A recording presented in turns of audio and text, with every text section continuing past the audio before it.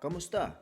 Ako si Victor at ngayon ipapakita ko sa inyo ang isa sa mga pinakasikat na pagkain sa Pilipinas, ang chicken adobo.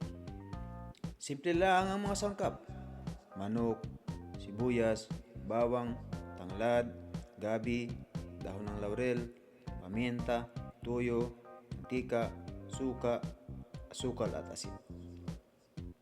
Una, pakuluan ang manok sa suka at maglagay ng dahon ng tanglad para maalis ang malansang amoy ng karne sa loob ng 10 minuto.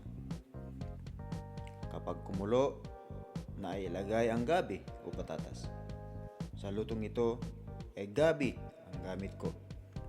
Pagkatapos ng 10 minuto, haunin ito para gisahin.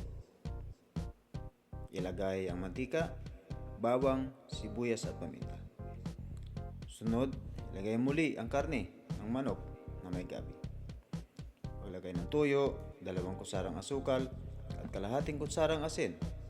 Maglagay ng kapirasong tanglad at dahon ng laurel para mas masarap ang amoy at haluin hanggang sa lumapot ang sabaw at maluto ito. Ako ay naghanda ng abukado bilang pandagdag sa hainan.